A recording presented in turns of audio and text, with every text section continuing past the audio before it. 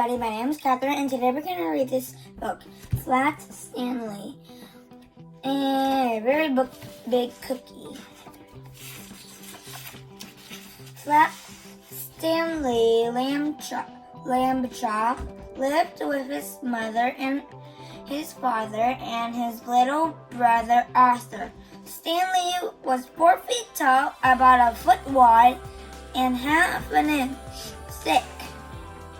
He had been flat ever since a bulletin board fell on him.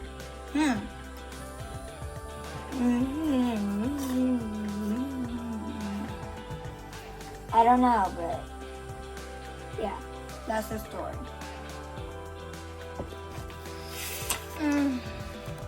People in Stanley's town liked having a flat boy around, especially since Stanley was always willing to lend a hand or even a whole arm.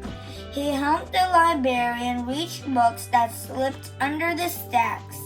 He helped the dentist smooth out the new wallpaper in his office.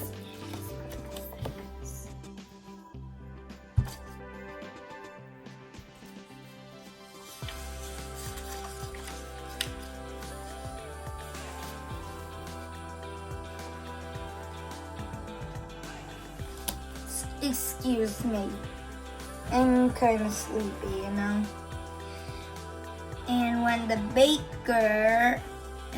baker was busy, Stanley helped him frost cakes, 2 at a time.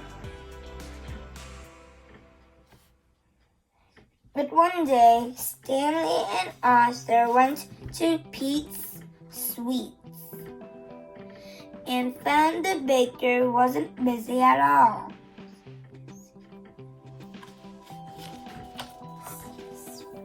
Oh, 2 at a time. Kind of awesome. Why are you so sad?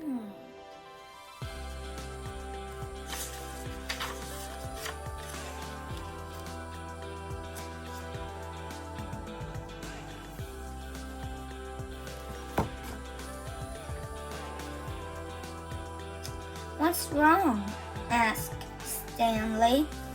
It's the baker in the next town, said Pete. He is taking away all my business. But how? Stanley asked. What does he have that you don't? 2 words, Pete said. Cake pops. Ooh, cake pops. Yummy, said Arthur. Stanley elbowed his brother. What? Arthur said. They are. It's true. They are. It's true, said Pete glumly. They are yummy. So why don't you bake them too? Suggested Stanley.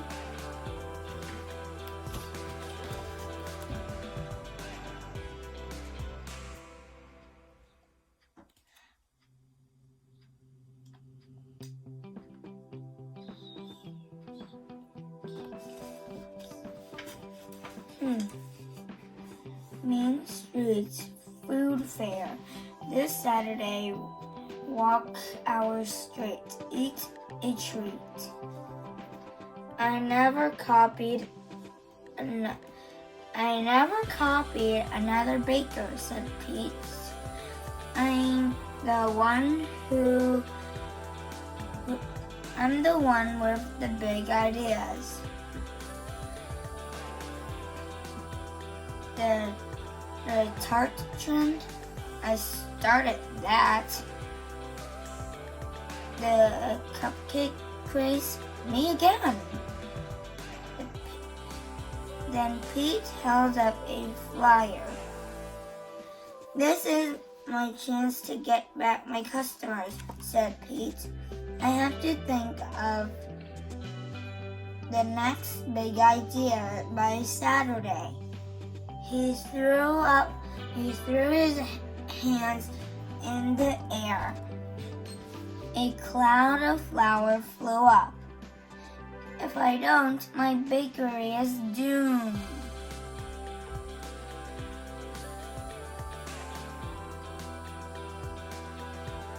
Man, you think his bakery is doomed?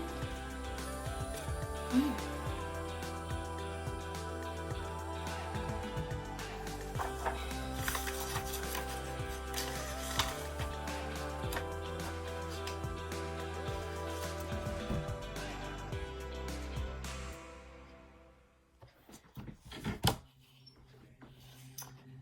That night, Stanley and Arthur tried to think of an idea for Pete. Mini muffins, bite-sized brownies, everything had been done before. How about a nice coconut macaroni? How about a nice coconut macaron? Suggested Mrs. Lambchop. The boys didn't know what a macaron was, but it didn't sound like anything that could be a cake pop.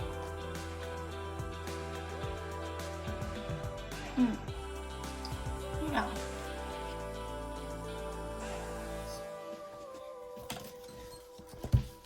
Like, I love macarons. Probably a coconut macaron could help. But it doesn't sound what that could be a cake pop. Because cake pops are yummy. And it's true.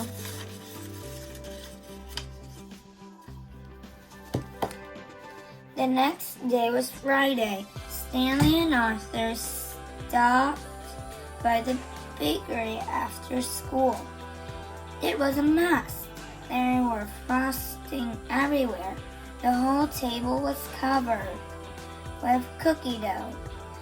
Candy balls rolled around on the floor. What?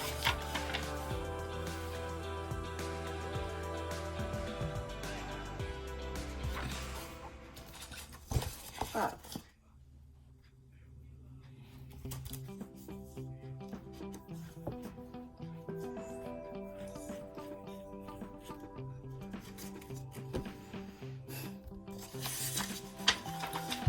Mr. Pete, called Stanley. What's going on? What's going on? Whoa! Stanley stepped on a candy ball. His flat arms made a windmill as he tried not to fall. Pete came out of the kitchen just in time to see Stanley land smack face first in the cookie dough.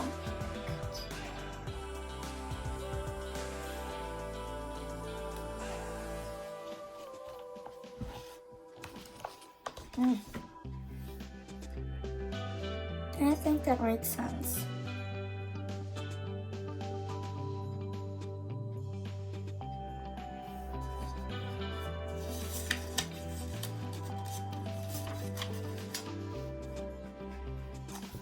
Arthur peeled his brother off the dough.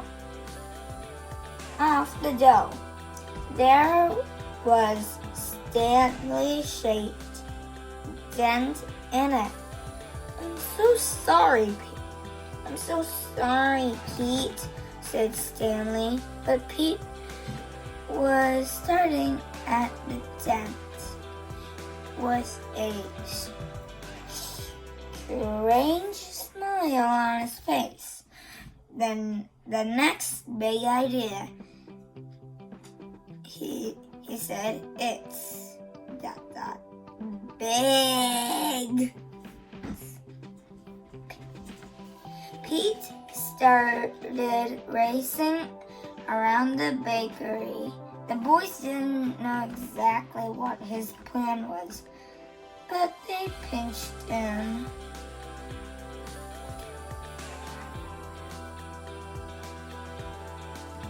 What is he thinking about? Like, okay, so what's about the very big cookie? Like the title says, the very big cookie, but what's about this dent there?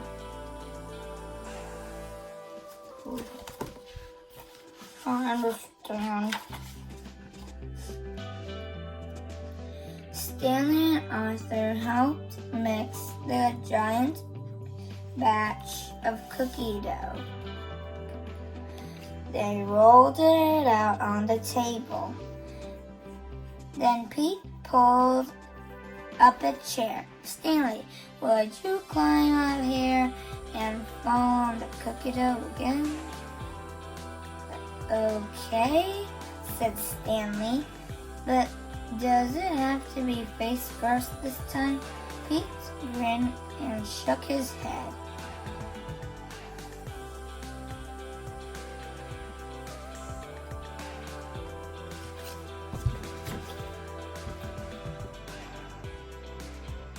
Stanley doesn't understand. Like, okay, that kind of looks cool, but like, huh?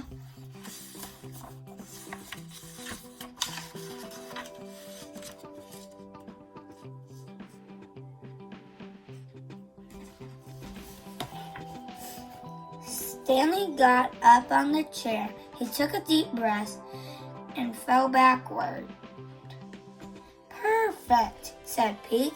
Arthur pulled away the extra dough. Pete and Arthur pulled and pulled. Then they helped Stanley stand up. On the table lay a gingerbread boy. It was 4 feet tall, about a foot wide, and half an inch thick. Just like you. Just like you. Just like you, said Arthur told Stanley. Only good looking.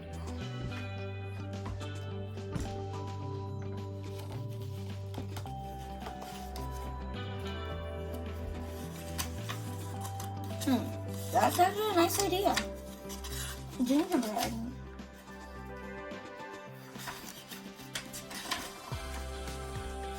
The cookie looked even better when it was baked and decorated. Wow, said Stanley. This might sound weird, but I want to take a bite of my head. So here, this is the first page that I read. He wants to take a bite of his head. It might sound weird, but he wants to take a bite of his head. Of my head. Not now, said Pete. We will have 3 dozens kid-sized cookies to make. Awesome.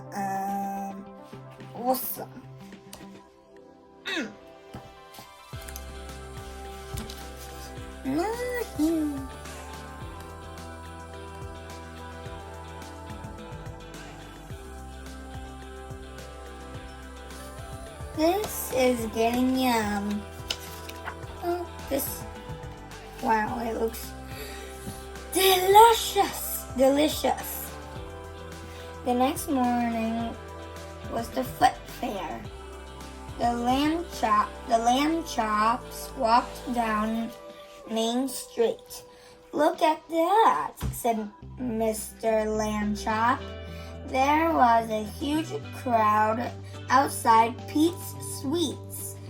They were waiting to buy kid-sized cookies.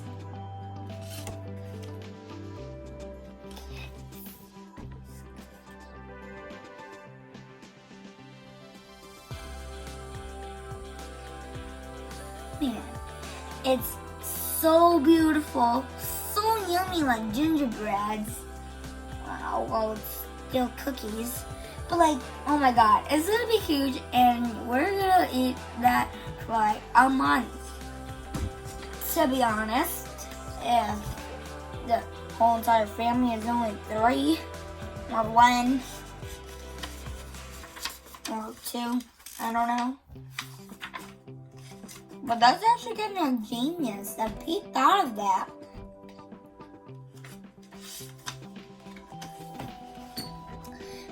But there were 2 cookies that weren't for sale. "These are for you," said Pete. "Thanks for saving the day." Aww.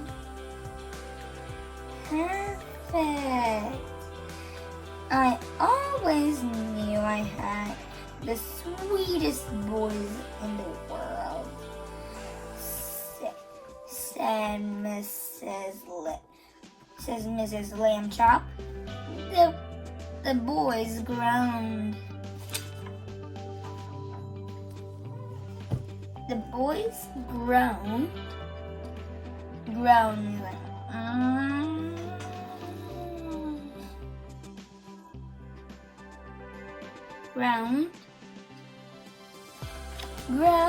The boys groaned and took a bite. They took a bite of their heads. Oh my god, that is so weird. They took a bite of their own heads.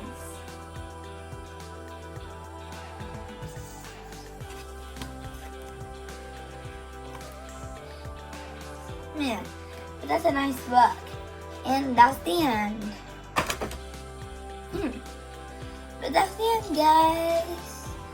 Thanks for watching. Please like and subscribe and hit the notification bell. Thanks for watching. Bye-bye.